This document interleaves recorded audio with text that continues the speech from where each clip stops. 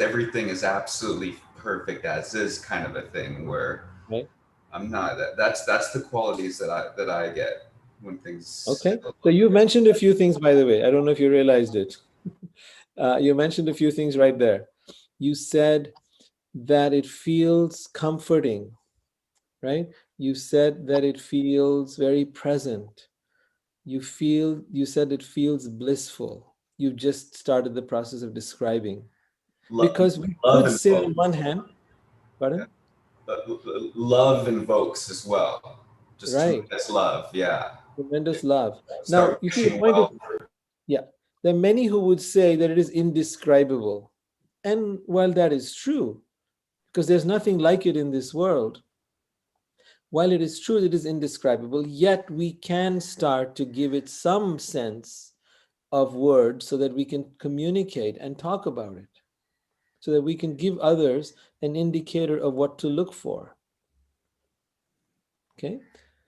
Anyone else who's had this experience of yourself beyond your mind and I thoughts and wanted to ego? share, although I that bliss is definitely there when I'm kind of alone, but I Mhm, notice that still when I'm in the presence of other people, mhm, I feel kind of out of place because I don't like arguments or like gossip, judgment on other people. Like I don't relate anymore, and I almost like forget how to talk to people in a normal way because the things that I want to respond with are just mhm. so different now that I Right. almost have to like jump back into that normal person mindset to be able to relate to some of my older friends or friends that I've had for a long time, and the types of friendships that we have established for years and years and years. And they maybe haven't ever felt that bliss. And it's just, Mhm. it's a little bit isolating, but for a good Right. reason. Right. What you're saying is you're beginning to see the world differently. You're beginning to experience things in a way you never have. And then the people you knew don't see the world that way, don't relate to that, don't know what you're talking about. It's almost like you've become an alien to them, or they become an alien to you. Is that right? Yep, it is. Okay. Not all the time, but sometimes, yes. Right, exactly. So the important thing here is what is going on. There is obviously another dimension, another reality beyond the one we know outside in this world. And that dimension, that reality, Krishna is saying, he says, many, many lives both you and I have passed. I remember all of them, but you cannot. So that's again pointing to something very interesting. Why don't we remember all our lives? Why is it that we only know? In fact, even in this life, we start to forget. Like you don't remember sometimes what was happening when you were a baby, 2 months old, 6 months old. Sometimes you don't even remember what you're doing at 2 years and 5 years and 10 years. You start to remember maybe some of the later stuff, right? Because this forgetfulness is built in. Why is it built in? So interesting. Why is it built in?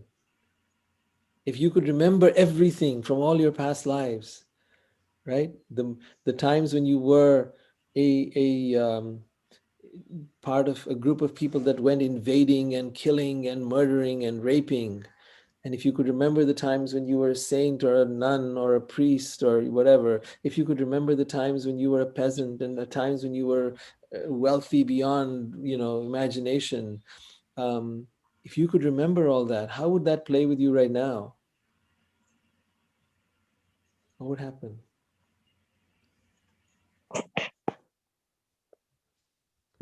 Good question. Right? And Start. would you be able to live your life with the level of involvement that you have right now? Like right now, you're involved in your life. Right now, you buy into the story that's going on right now, right? Oh, in my childhood, this happened, and when I was a teenager, that happened, and this one treated me that way, and like you can really buy into it. Like this movie you're in, this story you're in feels so damn real. And have anyone tell you it's not, like the stuff that happened to you is just, oh, it's not a big deal. You know, you've had that happen thousands of times before in earlier lifetimes. You probably did it to other people. Now you're like, you're dismissing my feelings. How dare you? Yeah, you're dismissing my experience. This is my reality. This happened to me. And yet so many things have happened to you and so many things that you have done. There is not a one amongst us here that has not been a murderer, a rapist, done horrible things. Not one. And then again, you've done wonderful things. You've been a saint. You've been a sinner. You've been all the spectrum. And today you're coming to the point that you're at today and asking, what's beyond all of that? That's why you're here, I hope, I assume. Any thoughts there so far? I have said some pretty wild things, so I want to make sure it's landing with you. Or are you in shock? Just a quick thought on that. No, that's tremendous to even think that like all these things that could have happened in our lifetimes in the past, but it's so real. Like I just got the realization that we're all sitting here in the Bhagavad Gita group. We've spent a lot of lifetimes. You know, it's what is it in the Vedas? It's like millions worth. Yes, Krishna says in the Bhagavad Gita, he says, yeah, exactly yeah. that. So to get to this stage, I would say the group's been around a bit. So Yeah. that makes Every a lot of single sense. person here has been around and really had the entire gamut of experiences and is now is seeking to understand something beyond all of that. Every single one of you is a seeker. Every single one of you is looking to find an answer or meaning to something beyond what you've done so far and where the world is at right now.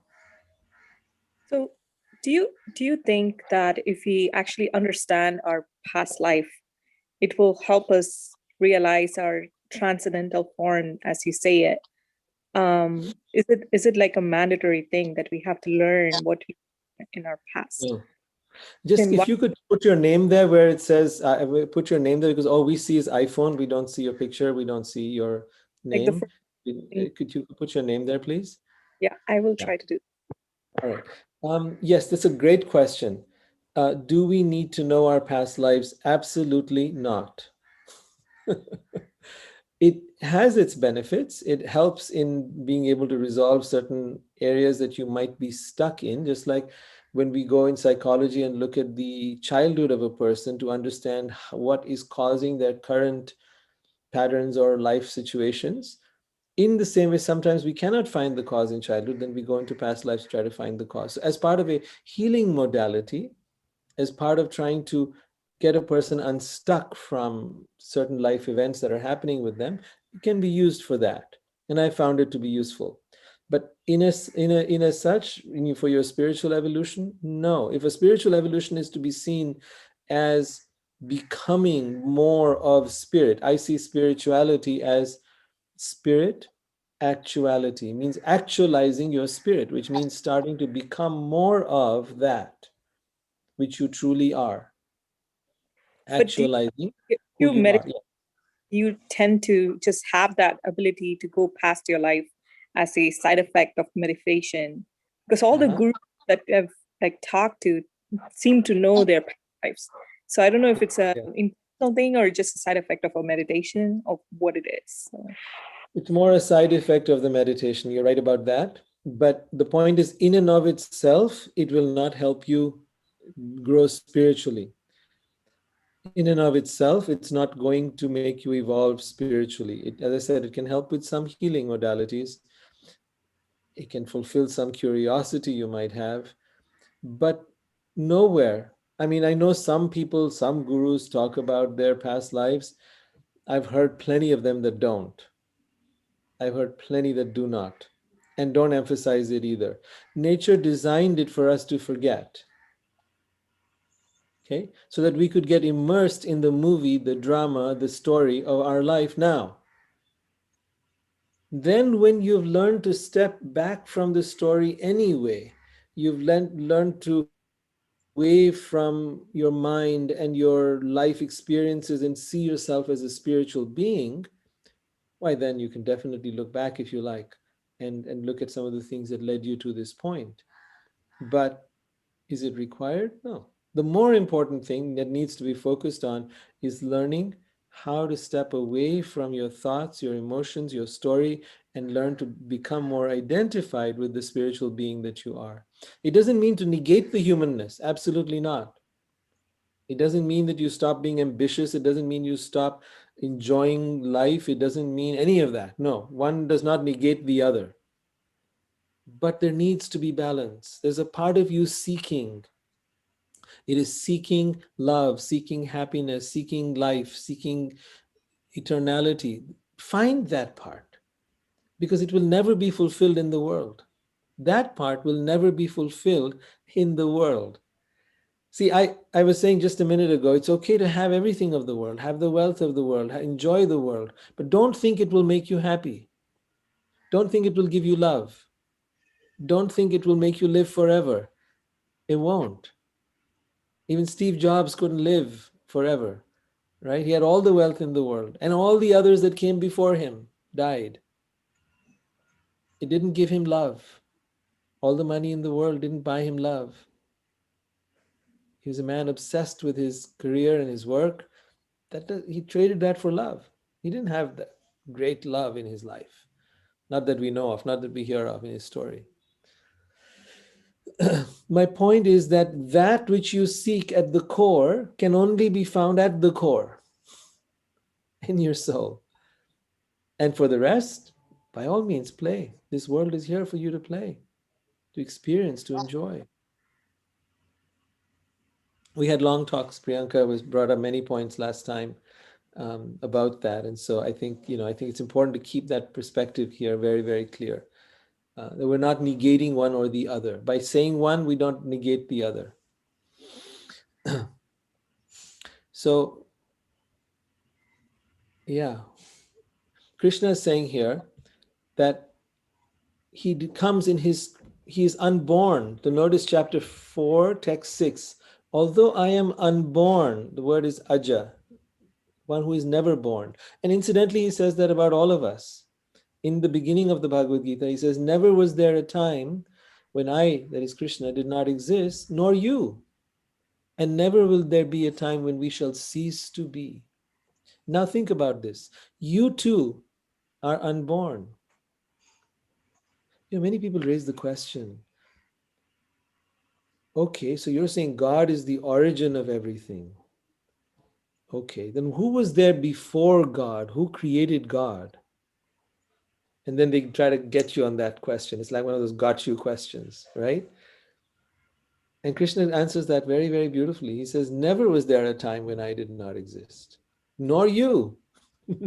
And never will there be a time when any of us shall cease to be. So what does that mean? It means you're eternal. Why are you eternal? Because you are energy, and energy is neither created nor destroyed. This was spoken of thousands of years ago. It was not an original concept by Einstein. Sorry, buddy, Einstein. This was, you were predated 5,000 years before.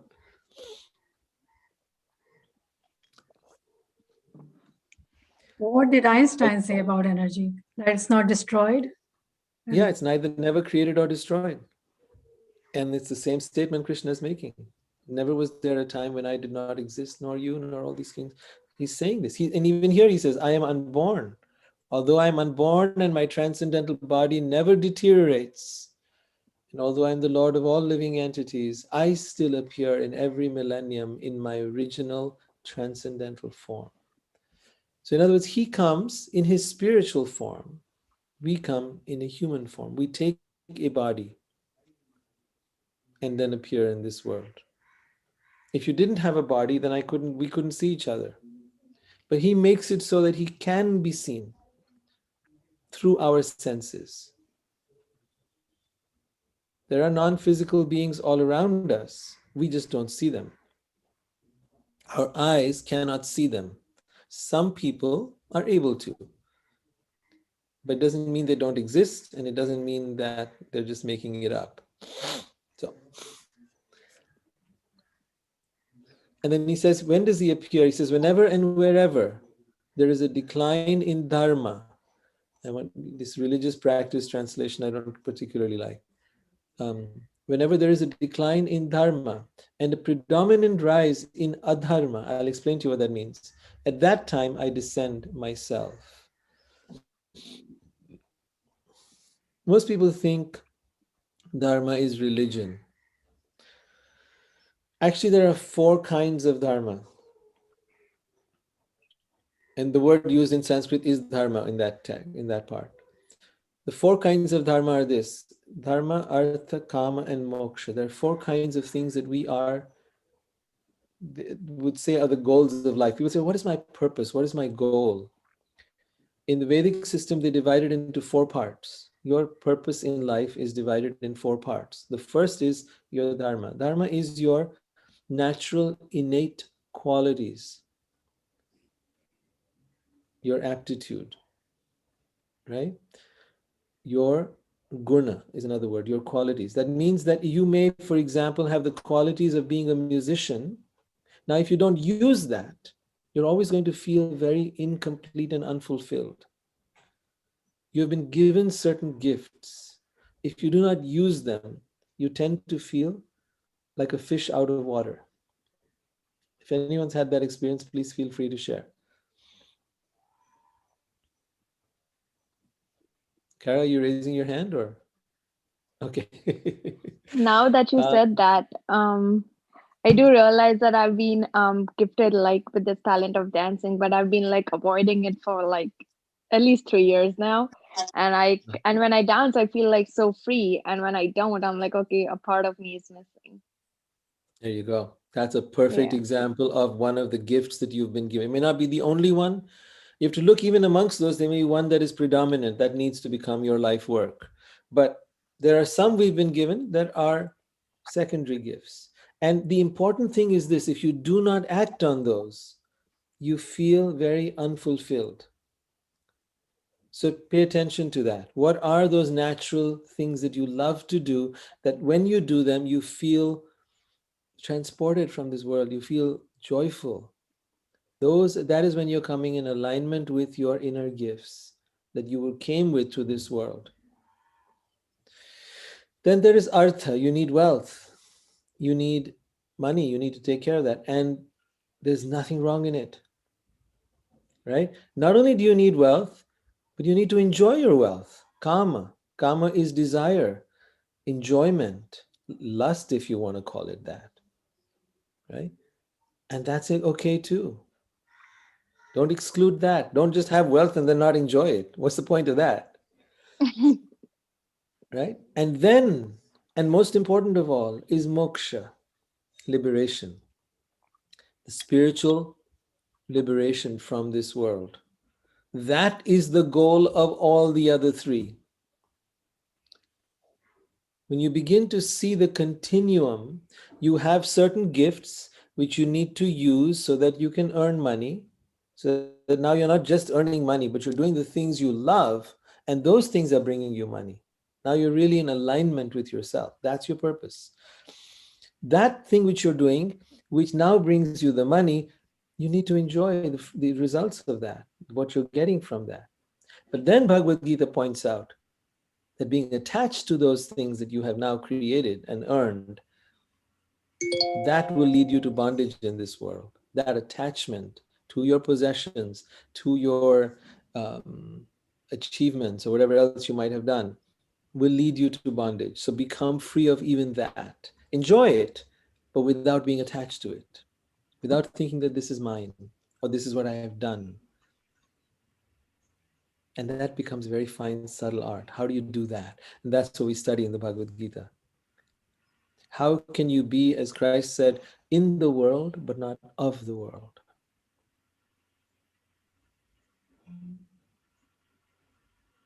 It's a beautiful process to learn to do that. Do not be because the attachments you have, as every spiritual teacher has said, will cause you suffering.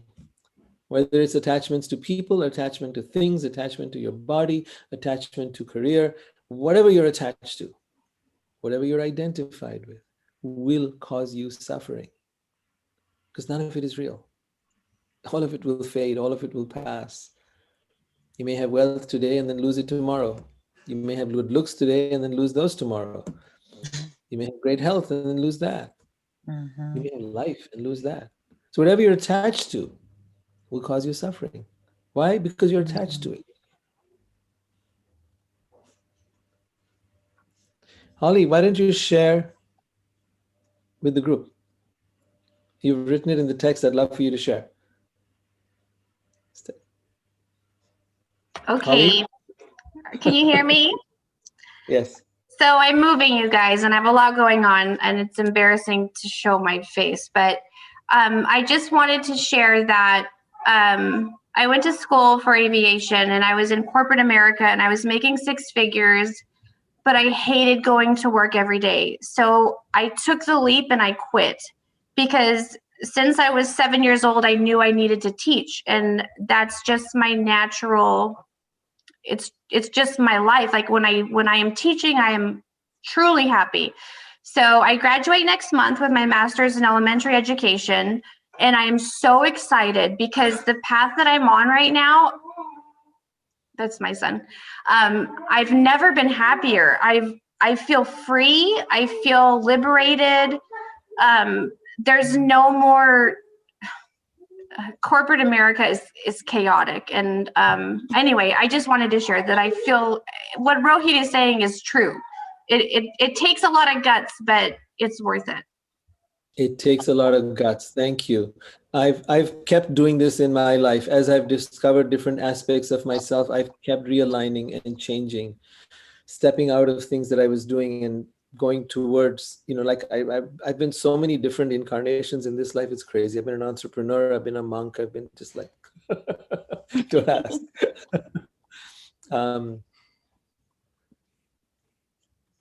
Yeah.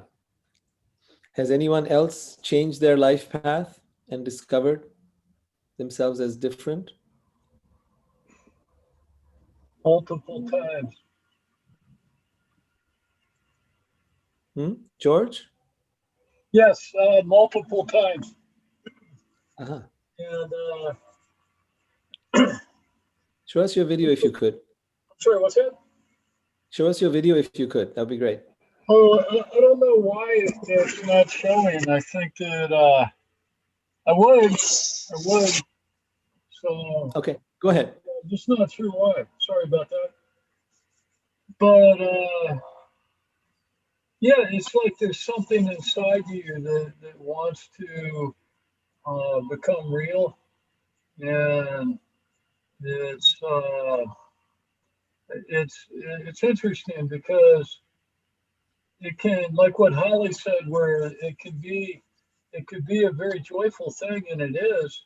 At the same time, it can also a good way to put it is like reinventing yourself, and it can also be a very arduous thing. And so there's a whole lot of, I think, pieces to that, like sustaining the faith in the vision, and doing the work, and all of that. It's going to be a very I've done it. I've done it several times, and it's but I think that the reward is so much more, because see, it's what the soul wants. That's what I think, that if we can tune in to the evolutionary path of our soul, these strong desires that compel us into a new future, even if they're difficult in a way. See, the soul doesn't care about that difficulty, and the soul doesn't care about how much money that we make. The soul cares about continuing the evolution. The soul cares about its own evolution more than anything else. That's very true. I think that in the end, it's about sort of evolving into more and more consciousness. And so when we take that leap, there's just so many lessons in that. And, you know, it's, it's almost regardless of how, whether we reach it's like they say, it's not the destination, it's the process. You know, the destination Yeah. is extremely important. You know, like Holly's like just about to graduate, or maybe she said she just did, and it's such a wonderful feeling. But that's the outcome, and both the outcome and the process. It's all quite beautiful, and sometimes also it's all quite difficult. I think that we're called to grow in our character in many ways when we choose to take that leap. Okay, so let me just kind of sum that up, George. Yeah. Essentially, when you follow your calling, when you discover, the more you discover that, the more you start acting on it, the more fulfilled you feel. But once again, and this is really important also what you shared, George, as well as Holly, it's such a great feeling when you start to follow that calling within yourself, and so frustrating when you don't. But don't stop here. Don't stop here. Remember, the ultimate calling is moksha, liberation, freedom, because therein lies everything you've been looking for, the fulfillment of all your desires. Yet you need the others. You need the human part of you to feel fulfilled as well in your career, in your work, and with the things you have, and the enjoyment that you have. Dharma, artha, kama. You need these first three to feel a sense of completion in the human state. But the ultimate calling, the ultimate life purpose, the ultimate goal of life is moksha, liberation, freedom. Freedom begins with freedom from the mind, and then freedom from the influences of the world. This is super important. Is it The world, possible? Sorry. okay, go ahead. Is it possible that the calling itself is not an easy one? It's a frustrating one. Possible. So, Yes, of because course. you make me wonder if that is truly a calling, because it's like can be so frustrating sometimes, right? Right from when I was a kid, I was always interested in biology, and I ended up doing a PhD out here. It was just extremely difficult, and it was quite mentally challenging for me to finish it. And then I went on to do more in science, and I'm still in science. I know that's truly the calling, because when a drug that I'm working on goes towards patient, it's extremely rewarding, but it's so frustrating. And I truly think I can probably become just a monk, though I'm pretty sure being a monk is difficult as well. But anything seems easier than being in this. So Yeah, no one said it's easy. That was never part of the thing. It was not that it was easy. For me, I started writing, and at that point, I left my businesses and everything else and walked away. Just focus on that, and then becoming a therapist and everything else. But was it easy? No, it wasn't easy. It was difficult. But satisfying? Yes. Rewarding? Yes. Fulfilling? Yes. So those are the factors you want to look at, not easy. I don't think it comes easy necessarily. Yeah, definitely So, agree. Yeah. Krishna? Yeah, Yeah. nothing. No, past month I was debating whether to quit my job or not because my intuition was barking at me, and I finally did. It's been very peaceful, and I like it. I don't know what next day brings, but it's just been very peaceful to just take Right. that step of just quitting. Yeah. I think any decision that you have to take, especially about changing your career path, is very, very difficult. And one should be very careful about, thinking that, this is your calling. You might think that is your calling, but then in the end, when the frustrations of, changing your field or changing your path, and, and if it turns out not as per your expectations, you will be, totally torn. So this has happened to me. I felt like I'm good for something and I should choose my path, but then I think it wasn't rewarding. So I feel like, So here's There's the a saying, indicator, by the Rolling way, Priyanka. Stone.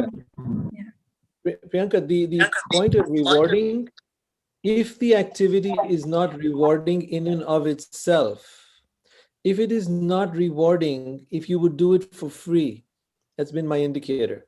If you would do it for nothing, if it's not something that you have naturally been drawn to all your life, then it is not what we're talking about. Like tomorrow you wake up suddenly and you think, I want to be an airplane pilot. You decide you want to do that just because you feel you want to do that. That's not what we're talking about. If you've been dreaming of being an airplane pilot ever since you were a kid, if when you are there in that place you feel you're at home, if you are, if that uplifts your spirit, if you would do it even if you were not paid for it, there's something there you need to consider. But that cannot be your vocation. I like to do certain things and I can do that for free. But, those things cannot be my vocation. And so those are the two separate things. You have to find your passion, but at the same time, you have to look whether that passion pays you. And if it doesn't pays you, then you have to change your passion. Yeah. Or you have to do it side by side. Exactly. Or you have to have two passions in life. You may have two, yeah. Right. I thought, I'm going to be a writer, but did that take off? No, it didn't take off. So I continued on a different path while continuing to pursue that as well. Right. So that does happen. The important thing here is, can you take that and make it? Can you monetize it? Can you find a way to make it work for you? Because now you're following your passion and you've monetized it. But if you can't, you'll have to continue with something else. You'll have to stick to doing what is practical. I believe, if you're doing a stressful job and if you have other things in your life going on, probably taking a step down like Holly did. She became a school teacher instead of being in the corporate world where she was feeling herself very stressful. So taking a step down is okay. You realize that there's only so much stress you can take, and maybe teaching might be better for you. So it also depends upon your individual situation, what kind of work you're going to like. And I also love teaching, but I don't think so. I always wanted to be a teacher now. And I cannot be. Everyone has their own calling in that. It's important to understand. Rohit, I have a theory about that idea too. I wouldn't mind getting people's thoughts, but with the idea of Dharma and figuring out your career path and whatnot, talking about moksha being really the pinnacle of what we're going for. Right. But then there's these four aspects to keep in mind, Dharma and career path being one. Yep. But if moksha is part of your life, like very much maybe as much as you can as a daily routine to be going for moksha, then Dharma comes through easier, more clear. The universe begins to provide that much more with bringing moksha into your life. That's kind of what I'm thinking. Well, that's been true for me, definitely, because that has been the purpose of my existence ever since I was very young, is to know what is the meaning of life, why am I here, what's this all about. And if you have come to that place in your life, and if you do keep that as the focus, as you're saying, Craig, then everything else, and it's so right what you're saying, everything else starts to ease out. Everything else starts to become more and more effortless. The struggle for existence fades. And life becomes, you learn how to navigate life in a very beautiful way. I would say that if someone said to me that, look, it's all about getting out of here, all about getting out of this world and going to some other world and some heaven or this, I said, no, it's not important anymore. That's not important. You know how for most people, they think moksha means getting out of this world. They think of it as a get-free pass. I want to get out of the cycle of birth and death, or I want to get out of here and go to heaven. I was like, once you understand how this world works, how your mind works, and how to be free from it all, you don't care anymore about getting out of here. Now you've learned how to master this place. That's the place we all need to come to. Real moksha, liberation, is being in the world, but no longer caught up with it or affected by it. While in the moment you might need to be caught up. In the moment you've got, a situation, if your dad is or mom or somebody is very sick, you got to be there. You've got to be present. But it doesn't mean you've got to be limited by that. See what I mean? You can be here, but no longer